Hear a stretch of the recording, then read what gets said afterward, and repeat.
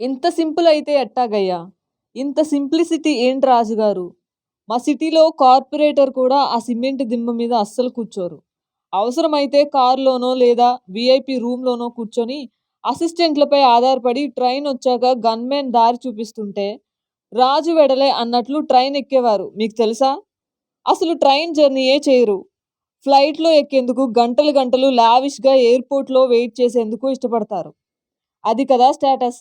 మీరేంటి సార్ ఇంత సింపుల్‌గా మనవడు, భార్యతో కలిసి అలా ట్రైన్ కోసం హైదరాబాద్ నాంపల్లి రైల్వే స్టేషన్‌లో అంత సింపుల్‌గా సిమెంట్ దిమ్మపై కూర్చున్నారు. కనీసం బెంచ్ కూడా వెతుక్కోలేదు. గుర్తులేదు కానీ 6 సార్లు ఎమ్మెల్యేగా, రాష్ట్రంలో పలుమార్లు మంత్రిగా, కీలక శాఖల బాధ్యతలు, ఎంపీగా, పైగా అప్పట్లో టీడీపీ, బీజేపీ అలయన్స్‌లో కేంద్ర పౌర విమానయాన శాఖ మంత్రిగా కూడా పనిచేసిన గొప్ప నాయకులు మీరు. మీ పార్టీలో మీరు అగ్రనేత. పొలిట్ బ్యూరో సీనియర్ సభ్యులు మీరు.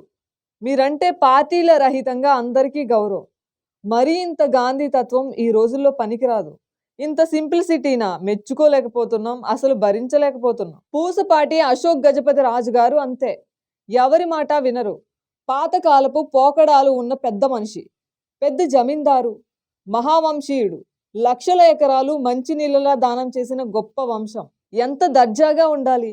ఎంత పొగరు చూపించాలి. ఆ మాటకొస్తే కళ్ళు నెత్తిన ఉండాలి.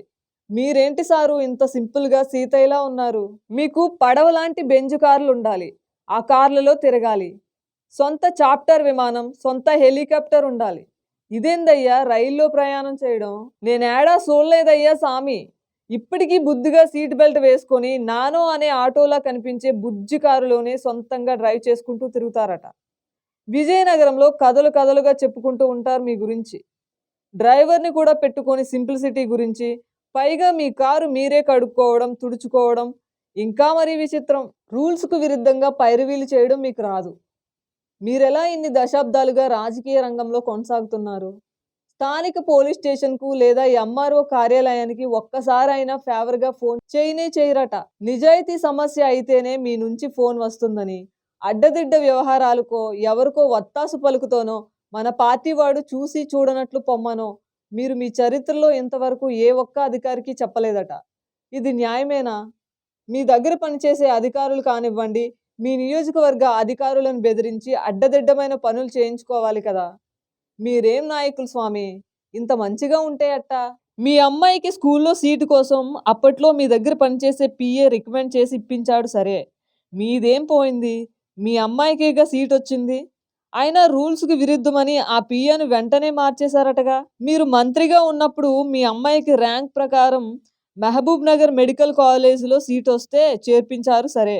ఆ అమ్మాయి పాపం 2 ఆర్టీసీ బస్సులు మారి రోజు 6 గంటలు ప్రయాణం చేస్తూ ఇబ్బంది పడుతుందని తెలుసుకొని సిటీ గాంధీ కాలేజీకి మార్పించిన అధికారిని వెంటనే బదిలీ చేసేశారట. ఇదేం శాడిజం సారు? మీ పాపకేగా హెల్ప్ చేసింది. అసలు రాజకీయ నేత, అందుక కాకలు తీరని నేత ఎలా ఉండాలి? కబ్జాలు చేయాలి, జెండాలు పాతాలి, అడ్డంగా అక్రమంగా అన్ని పనులు చేయించుకోవాలి. మీరేంటి సారు ఉన్నవన్నీ దానాలు చేసేస్తుంటారు. ప్రభుత్వ అధికారులు కొర్రీలు పెట్టి ఆపేస్తే బాధితులకు సొంత డబ్బులు ఇచ్చి పంపిస్తారట. ఇలాగైతే ఎట్టా? ఇంత మంచితనం ఉంచుకొని పాడు లోకంలో ఎట్టా నెట్టుకొస్తున్నారు? మిమ్మల్ని ఆదర్శంగా తీసుకోమని మేమెవ్వరికీ చెప్పలేము. చెప్పినా ఎటు నుంచి నవ్వుతారో తెలీదు. అసలే మంచి రోజులు కావు. అయినా మీకు, మీ మంచితనానికి, మీ నిలువెత్తు స్వచ్ఛతకు, నిక్కర్సైన మీ రాజకీయానికి చేతులెత్తి దండం పెడుతున్నా. ఈసారి కనిపించినప్పుడు పాదాభివందనం కూడా చేస్తా. ఎందుకంటే కోటికొక్కరు కూడా ఉండరు మీలాంటి వారు.